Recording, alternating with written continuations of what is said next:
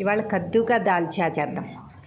కద్దూకా దాల్చాకి ఒక గిన్నెలో కందిపప్పు కొంచెం, ఇంకా కొంచెం శనగపప్పు, అన్నీ సమానంగా అన్నమాట. శనగపప్పు కొంచెం సమానంగా వేసుకుని ఒక గంట సేపు నానబెట్టేసుకుంటే గంట తర్వాత తీయచ్చు అనమాట. నీళ్ళు పోసేద్దాము. ఒక లోట నీళ్ళు పోసేసి పక్కన పెట్టేద్దాం. దీన్ని పక్కన పెట్టేశాక అన్నట్టు మర్చిపోయాను, పెసరపప్పు కూడా 3 పప్పులు వేసుకోవాలన్నమాట. మొత్తం శనగపప్పు, కందిపప్పు, పెసరపప్పు 3 నానబెట్టేసి పక్కన పెట్టేశాను. ఇప్పుడు సొరకాయ తీసుకుని, ముఖ్యమైనది సొరకాయే కదా, ఇది కద్దూకా దాల్చా పేరులోనే ఉంది కదా, కద్దు అంటే సొరకాయే కదా, కాబట్టి ఒక మంచి సొరకాయ తీసుకుందాం.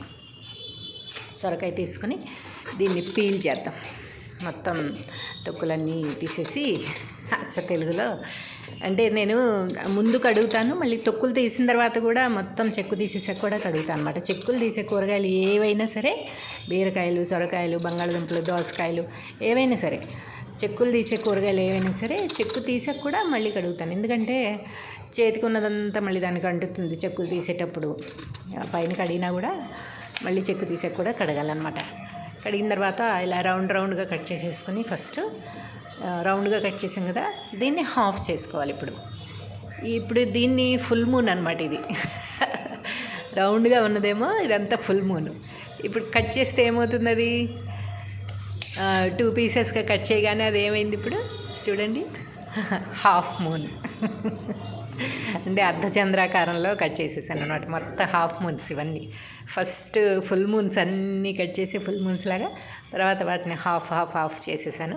ఇవన్నీ హాఫ్ మూన్స్ అయిపోయాయి. ఇప్పుడు అర్ధచంద్రాకారంలో మొత్తం ముక్కలు కట్ చేసేసి, అంటే ఏం లేదు, ఒక షేప్ లాగా ఉంటే బాగుంటుందన్నమాట. చూడడానికి కూడా కూర తినేటప్పుడు కానీ ఒక ముక్క తీసుకుని తినాలన్నా బాగుంటుంది. అంటే దీని వరకు అన్నిట్లోకి ఒకే రకంగా కట్ చేయము, దీని వరకు మాత్రం ఇలా కట్ చేసుకుంటే బాగుంటుంది. ఇప్పుడు మనం వీటిల్లో కావాల్సినవి ఇంకా ఏం వేస్తామంటే టమాటా, ఉల్లిపాయ, పచ్చిమిరపకాయలు, కొత్తిమీర ఇవన్నీ కూడా తీసి పెట్టుకున్నాను, కడిగేసి పెట్టేసుకున్నాను అనమాట. ఇప్పుడు ఇవన్నీ ఒక్కొక్కటిగా కట్ చేద్దాం. ఇందులో ఏంటంటే ఒక్కొక్కటి 2 తీసాను. 2 ఉల్లిపాయలు, 2 టమాటాలు తీసాను, కొత్తిమీర కొంచెం తీసాను. ఇవి ఇప్పుడు కట్ చేసుకుని ఇందులో వేసేసుకుంటాము. మళ్ళీ ఒక్కొక్కటి కట్ చేస్తాను అనమాట. ఇప్పుడు ఒక్కొక్కటి మళ్ళీ కట్ చేయాల్సి వస్తుంది. అవి తర్వాత చూపిస్తాను. ఇప్పుడైతే మాత్రం ఒక ఉల్లిపాయ కట్ చేసేస్తున్నా. చాలా సన్నగా కట్ చేసుకోవాలి. అంటే ఇందులో ఉడికిపోతే పెద్ద పెద్ద ముక్కలుగా కట్ చేసుకోవడానికి. ఇది సాంబార్ కాదు కదా, దాల్చా అనమాట.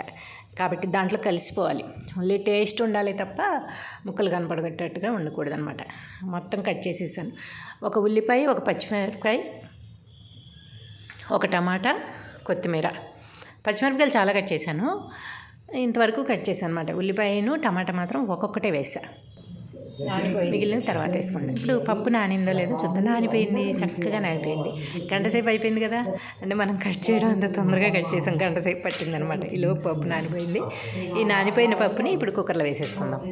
కొంచెం నానబెట్టి, అలా నానబెట్టకుండా కూడా ఉడకబెట్టుకోవచ్చు, కానీ నానబెట్టి ఉడకబెడితే అదొక చక్కగా మెత్తగా వచ్చేస్తుంది అనమాట. మరీ మనకు కావాల్సినట్టుగా, మరి కిచిడీలాగా కాకుండా బద్దలు కనబడుతూ ఉంటాయి. ఇప్పుడు ఆ ఉల్లిపాయ ముక్కలు కట్ చేసాం కదా, ఆ కట్ చేసిన ఉల్లిపాయ ముక్కలు ఇందులో వేసేసుకుందాం. ఒక ఉల్లిపాయ ముక్కలు ఇవి, ఒక టమాటా ముక్కలు అనమాట. ఇంకో టమాటా, ఇంకో ఉల్లిపాయ ఉంది, మళ్ళీ కట్ చేసి తర్వాత ఏం చేయాలో చెప్తాను. ఇప్పుడు ఈ టమాటా ముక్కలు, ఉల్లిపాయలు ఇందులో వేస్తాం కదా. పచ్చిమిరపకాయలు అయితే ఇంక తర్వాత అవసరం లేదు, కాబట్టి కట్ చేసినవన్నీ కూడా వేసేస్తున్నాను. 1/2 డజన్ పచ్చిమిరపకాయలు దాకా కట్ చేసాం. కొంచెం కారమే తింటాం మేము, కారం ఉప్పు కొంచెం పర్లేదు, మరీ చప్పచప్పగా అయితే ఉండదు. కొత్తిమీర కూడా ఇప్పుడు వేసేద్దాం. మళ్ళీ కొత్తిమీర కట్ చేయాలి, తర్వాత మళ్ళీ కట్ చేస్తాం అనమాట. ఇప్పుడు ప్రస్తుతానికి ఇవన్నీ వేసేసాను. కట్ చేసినంతవరకు ఉల్లిపాయ, టమాటా, పచ్చిమిరపకాయలు ముక్కలు వేసేసి ఉప్పు వేసేద్దాం. ఇది రాళ్ళ ఉప్పు కనుక దీంట్లోనే వేసేసుకుంటే తొందరగా కరుగుతుంది అనమాట. రాక్ సాల్ట్ వేస్తున్నాం కదా మనం, సాల్ట్ ఎందుకులే అనేసి ఇలా ఎక్కువ వాటర్తో కలిసిన కూరలకి రాక్ సాల్ట్ వాడతాను అనమాట. అదే మంచిది కూడా. పసుపు కూడా వేసేసాను ఇందులోనే, ఎక్కువ ఉడికితే బాగుంటుంది కదా, మరి పచ్చివాసన రాకుండా. జీలకర్ర పొడి కూడా ఇందులోనే వేసేసా.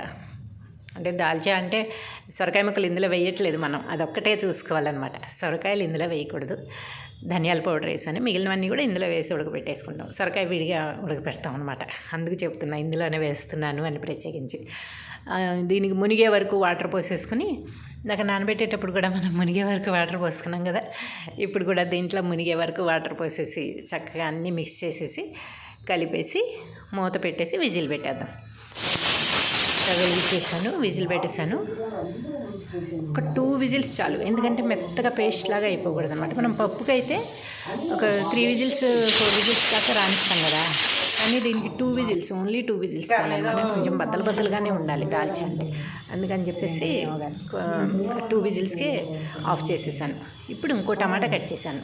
దేనికయ్యా అంటే ఆ టమాటా మిక్స్ చేస్తాం అనమాట, గ్రేవీ లాగా చేస్తాం, ప్యూరీ చేసేస్తాం. ఇప్పుడు దీన్ని ఈ ఒక టమాటా ఇప్పుడు ఈ ఒక టమాటా గ్రేవీ చేసేసా. ఈ గ్రేవీలో ఒక్క నిమ్మకాయ రసం వేస్తున్నాను. కొంచెం పులుపు కూడా ఉండాలి కదా, మరి మామూలుగా అయితే చింతపండు వేయచ్చు, ఏదో వెరైటీ కోసం నిమ్మకాయ వేసాను అనమాట. ఒక నిమ్మకాయ రసం కూడా ఇందులో కలిపేశాను. ఇప్పుడు మనం గిన్నె పెట్టుకొని స్టవ్ మీద దాంట్లో 3 చెంచాల నూనె వేస్తున్నాను. మామూలుగా ఫ్రైకి వాటికైతేనే నేను 3 చెంచాలు వేస్తాను. ఇలాంటి కూరలకు కానీ పులుసులకు కానీ ఎక్కువ నూనె వాడను, తక్కువే వాడతా, చాలా తక్కువే. కానీ ఇప్పుడు చూపిస్తున్నాను కదా, పైగా ఇది దాల్చా కదా, కొంచెం నూనె ఉంటే బాగుంటుందని 3 స్పూన్స్ నూనె వేస్తున్నాను అనమాట. వేసి తాలింపు దినుసులు అన్నీ వేసేసాను. మినప్పప్పు, శనగపప్పు, ఆవాలు, జీలకర్ర కూడా వేసేసాను. ఇంగువ, మామూలుగా అయితే వెల్లుల్లిపాయలు వేసుకునే వాళ్ళు వెల్లుల్లిపాయలు వేసుకుంటారు, నేను వెల్లుల్లిపాయ తిన్నాను కనుక ఇంగు వేసేసాను. ఎండుమిరపకాయలు వేసాను. ఇప్పుడు ఇందాక ఒక ఉల్లిపాయ అందులో వేసేసాను కదా కట్ చేసి, ఇప్పుడు ఇంకో ఉల్లిపాయ కట్ చేశాను అనమాట. ఈ ఉల్లిపాయ ముక్కలు ఇందులో వేసాను. ఈ ఉల్లిపాయ ముక్కలు ఇందులో వేసి శుభ్రంగా వేపేస్తాను. వేగిపోయిన తర్వాత కొంచెం గోల్డ్ కలర్ వచ్చే వరకు వేయించాలండి, మరి వేగకుండా వేసేసిన బాగోదు. కొంచెం వేగాయి కదా, బాగానే వేగిపోయాయి. ఇప్పుడు సొరకాయ ముక్కలు ఇందులో వేసేయాలి. దాని నుంచి దాంట్లో ఉడకట్లేదు, అందుకు వాటికి ఏమేమి వేసానో సెపరేట్గా చెప్పాను అనమాట. సొరకాయ ముక్కలు ఇందులో వేసి చక్కగా ఉడకపెట్టేసుకోవాలన్నమాట. కొంచెం వేగిన తర్వాత మూత పెట్టేసామనుకోండి, అప్పుడు అది ఉడికిపోతుంది మెత్తగా. ఇప్పుడు ఈ పప్పు విజిల్ వచ్చేసింది, తీసి చూస్తే ఇది కూడా ఉడికిపోయింది, బాగానే ఉడికింది. కొంచెం బద్దలే ఉండాలి. శనగపప్పు అయితే మాత్రం కనిపిస్తుంది, మిగిలిన ఉడికిపోతాయి మెత్తగా. ఇప్పుడు ఇందులో కొన్ని వాటర్ పోసేసి మూత పెట్టేసామనుకోండి, ఇవి కూడా సొరకాయ ముక్కలు కూడా కొంచెం మెత్తగా అవ్వడానికి వీలు ఉంటుందన్నమాట. మరీ నూనెలోనే మగ్గాలంటే సొరకాయ అంత తొందరగా మెత్తగా అవ్వదు, అందుకని కొన్ని వాటర్ కూడా పోసాను. తీసి చూస్తే ఇది ఇంకా ఉడకలేదు, ఇంకోసారి మూత పెడితే కానీ ఉడకదన్నమాట. సరే, హాఫ్ ఉడికింది కదా, ఇప్పుడు ఏదైతే టమాటా మనం గ్రేవీ చేసుకున్నాం కదా అది కూడా వేసేస్తే, అది లేటుగా వేస్తే మళ్ళీ అది పచ్చి వాసన వస్తుంది కదా, అందుకని అది కూడా కొంచెం ఉడికేటట్టుగా ఇందులో వేసేసుకుంటే టమాటా ముక్కలు కాకుండా, టమాటా ముక్కలు అందులో వేసానుగా పప్పులో, అందుకని ఇది గ్రేవీ చేశాను అనమాట. కారం ఇందాక మనం అందులో వేయలేదు, మీకు గుర్తుందో లేదో, మళ్ళీ ఉప్పు, పసుపు, ధనియాల పొడి, జీలకర్ర పొడి మాత్రమే వేసాం. కారం ఇప్పుడు ఇందులో వేస్తున్నాను అనమాట. ఈ సొరకాయలో వేసాను. సొరకాయ, టమాటా గ్రేవీ, నిమ్మకాయ రసం కలిపాం కదా అందులో, అది వేసి కారం వేసేసా. తాలింపు ఉంది కదా ఆల్రెడీ, ఇందులోనే తాలింపు వేసేసాం కదా, ఇప్పుడు మూత పెట్టేస్తే చక్కగా ఉడికిపోయింది. ఇంకా ఇప్పుడు బాగానే ఉడికింది కనుక ముక్క మెత్తగా అయింది, కారం అన్నీ కలిసిపోయాయి, చక్కగా ఉడుకుతూ ఉంది, నూనె కూడా పైకి తేలింది కనుక ఇప్పుడు మనం ఏదైతే ఉడకపెట్టుకున్న పప్పులు అన్నీ, ఉల్లిపాయ అవన్నీ కలిపి ఉడకపెట్టుకున్నా అది ఇందులో వేసేయచ్చు అనమాట. వేసేసి కలిపేయడమే. శుభ్రంగా కలిపేసి ఇది ఓన్లీ సిమ్లో పెట్టి ఒక 10 మినిట్స్ ఉడికిస్తే మొత్తం కలిసిపోతుంది అనమాట. ఇప్పుడు అది విడివిడిగా ఉండకుండా మళ్ళీ అది విడిగా ఇది విడిగా ఉడికిచ్చాం కదా మనం, అది అందులో వేస్తాం అనుకోండి, వెంటనే తీస్తే బాగోదు.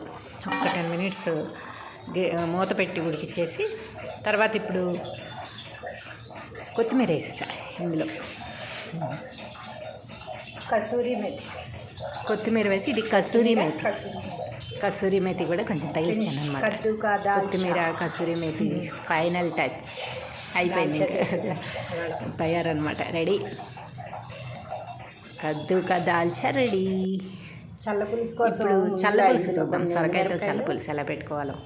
దీనికి ఎండుమిరపకాయలు, కొన్ని శనగపప్పు, చిక్కదనం రావడానికి కొన్ని బియ్యం, ధనియాలు, మెంతులు, మిరియాలు, జీలకర్ర అన్నీ వేసేసాను. గసగసాలు పెట్టడం కోసం అన్నీ వేసి, గసగసాలు కూడా వేద్దాం, టేస్ట్ బాగుంటుంది. కాసిన నీళ్ళు పోసి నానబెట్టుకోవాలన్నమాట.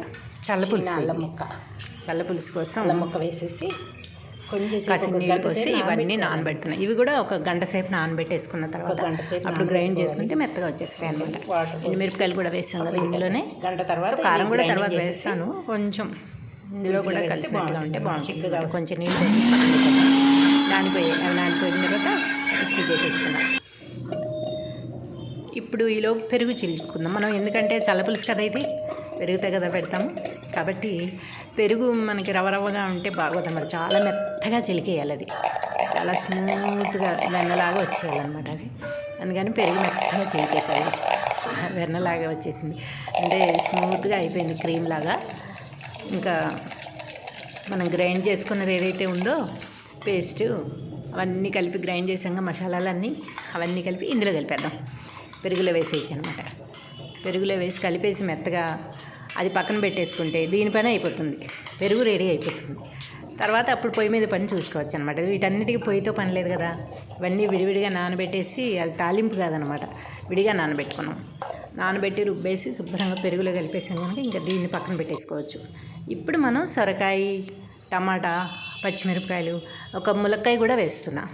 ములక్కాయ వేసినా వేయకపోయినా పర్వాలేదు, కొంతమంది ఇంకా చాలా ముక్కలు వేస్తారు. మేమైతే అది కూడా వేయం, ఓన్లీ సొరకాయ ఒకటే వేస్తాం. కానీ ఇప్పుడు ఎందుకో ములక్కాయ వేయాలనిపించి ములక్కాయ వేసాను. ఫస్ట్ పొయ్యి మీద గిన్నె పెట్టి ములక్కాయ, టమాటా, సొరకాయ ఇవన్నీ ఉడికించుకోవాలన్నమాట. సో పొయ్యి మీద గిన్నె పెట్టి నీళ్లు పోసి సొరకాయ ముక్కలు వేసేసాను, టమాటాలు వేసేసాను, ములక్కాడ ముక్కలు కూడా వేసేసాను. ఇవి ఒక పావు గంట 20 నిమిషాలు పడుతుంది ఉడకాలంటే, అంత తొందరగా ఏమి ఉడికిపోవు. పచ్చిమిరపకాయలు కూడా ఇందులోనే వేసేసుకుంటే అవే ఉడుకుతాయి, వాడితో పాటు అన్నిటితో పాటు ఉడికిపోతే గొడవ ఉండదు. తాలింపులు వేయను, ఇంకా తాలింపులు ఎండుమిరపకాయలు ఒకటి వేస్తాను. కరివేపాకు కూడా కొంచెం తగిలించామనుకోండి మంచి గుమగుమలాడే వాసన వస్తుంది అనమాట, కరివేపాకు వాసన వస్తూ ఉంటుంది. ఇదిగో ఉడికిపోతున్నాయి, చక్కగా ఉడుకుతున్నాయి. ముక్క తీసి చూద్దాము ఉడికిందో లేదో. ముక్క తీసాను, పర్లేదు, చాలు, సరిపోతుంది. ఇంకా మనం అవన్నీ వేసిన తర్వాత కూడా ఇంకా కాస్త ఉడుకుతాయి కదా, సో ఇది సరిపోతుంది. ఇందులో వేసేసి ఇప్పుడు ఉప్పు అవన్నీ వేసేసుకున్నాం. ఉప్పు వేసేసాను. ఇంక ఇందులోకి ఏమేం కావాలో అవన్నీ వేసేసుకుంటే అది ఉడుకుతూనే ఉంటుంది, మనం వేస్తూ ఉందాం. బాయిల్ అయింది కనుక కారం ఒక్కొక్కటి తగిలిచ్చామనుకోండి, దాని పని దాన్ని, మన పని మనది. అది ఉడుకుతూనే ఉంటుంది, మనం వేస్తూనే ఉంటాం. హాఫ్ బాయిల్ ఆల్రెడీ అయింది కనుక ఇప్పుడు ఫుల్ బాయిల్ అయిపోతుంది అనమాట. పసుపు ఇప్పుడు మనం ఉడికిపోయింది, అది ఇంక ఉడికిపోయినట్టు ఆల్మోస్ట్. ఇప్పుడు మనం ఏదైతే గ్రేవీ చేసి పెట్టుకున్నామో పెరుగులో కలిపేసాం కదా, ఆ పెరుగు కూడా ఇందులో వేసేసుకోవచ్చు అనమాట.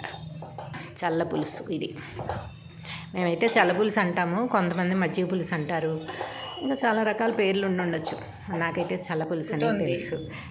పెట్టి మధ్య మధ్యలో కలుపుతూ వచ్చేసింది. పసుపు, టమాటా గ్రైండ్ చేసి కలిసి గోల్డ్ కలర్లో వచ్చేసింది చల్ల పులుసు. వెంటనే అడుగంటిపోతుంది, ఉడికిపోయింది. ఇప్పుడు కొంతమందికి అయితే మజ్జిగ విరిగిపోతుంది అంటే సిమ్లోనే ఉడికించుకోవాలి. నాకు కూడా ఇదివరకు విరిగిపోయేది అనుకుంటా, ఇప్పుడు విరగట్లేదు. ఎప్పుడైతే వేడిలో వేసామో మజ్జిగ విరిగిపోతుంది, చాలా మంది మజ్జిగ పచ్చివాసన రకంగా వచ్చేస్తుంది. నా అదృష్టం బాగుండి ఇప్పుడు మాత్రం బాగానే వచ్చింది. ఇందులో కాస్త కొత్తిమీర తగిలించామనుకోండి, మంచి సువాసన అరోమా వచ్చేస్తుంది, మంచి అరోమా. ఆల్రెడీ మంచి సువాసన వస్తుంది. చల్ల పులుసు ఎవరో కాస్తున్నారు అని బయట వాళ్ళకి తెలిసిపోతుంది అనమాట, అంత మంచి స్మెల్ వస్తుంది. దీనికి కాస్త కొత్తిమీర కూడా తగిలిచ్చేసాం కనుక ఇంక తినేయడమే, ఆకలి వేసిపోతుంది. ఇంకా ఏదైనా ఇష్టమైంది వండుకున్నామంటే ఇంకా ఆకలి దంచుడు ఇంకా అయిపోయింది. చల్ల పులుసు రెడీ అయిపోయింది. ఇప్పుడు దీంట్లోకి తాలింపు వేసేసుకుందాం. మనం చిన్న మూకుడు పెట్టేసి దీంట్లో తాలింపు మనం నెయ్యితో వేద్దాం. ఇదిగో నెయ్యి వేసేసాయి ఇందులో, నూనెతో ఎందుకు ఎప్పుడు నూనెతో వేస్తాం కదా అన్నింటిలోకి, దీంట్లో నెయ్యితో వేసుకుందాం. నెయ్యి వేసేసాను ఇందులో. నెయ్యి అనేసరికి ఎక్కువసేపు మరగాల్సిన అవసరం ఉండదు అన్నమాట, తొందరగా మరిగిపోతుంది నెయ్యి.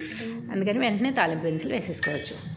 చక్కగా తాలింపు దినుసులు వేగిపోయిన తర్వాత కొంచెం ఇంగువ తగిలి, ఇంకా ఇందులో ఏమేమి వేద్దాం, ఇంగువ, మనకి తాలింపు దినుసులు జీలకర్ర, ఇంగువ, అంతే. ఇంగువ తగిలిచ్చేస్తాను. మన వెల్లుల్లిపాయలు వేయం కనుక ఇంగువ. ఇంకా దానికి ఆల్టర్నేషన్ ఇదేగా, వెల్లుల్లిపాయలు తినేవాళ్ళు వెల్లుల్లిపాయ తింటారు, వెల్లుల్లిపాయ తినేవాళ్ళు ఇంగు వేసుకుంటారు అనమాట. సో నేను ఇంగు బ్యాచ్ అనమాట, అందుకని ఇంగు వేసేసాను. ఇందులో చక్కగా ఇంగు వేసేసి వేగిపోయి వెళ్తూ ఉన్నాయి. ఇంకా మళ్ళీ ఎందుకులే ఆపేయడం అనేసి కలుపుతూనే ఉన్నాను అనమాట. వీడియో ఎక్కువ అవుతుందేమో అని చూసా, కానీ చాలా వరకు కట్ చేశాను. బాగా అలవాటు అయిపోయింది. కరివేపాకు, ఎండుమిరపకాయలు మామూలుగా మనం పప్పులో తాలింపు ఎలా వేసుకుంటాము అవే ఇంకా కొత్తగా ఏం లేదు. వెల్లుల్లిపాయలు వేసేవాళ్ళు వెల్లుల్లిపాయలు, నేనైతే ఇంగు కనుక ఇంగు వేస్తాను కనుక ఇంకా ఇప్పుడు ఎండుమిరపకాయలు ముందే వేస్తే మాడిపోతాయి కదా, అందుకని లాస్ట్లో వేసుకుంటాను. కరివేపాకు ఒకసారి వేస్తే సరిపోతుంది కాదన్నట్టు అనిపించేస్తాను.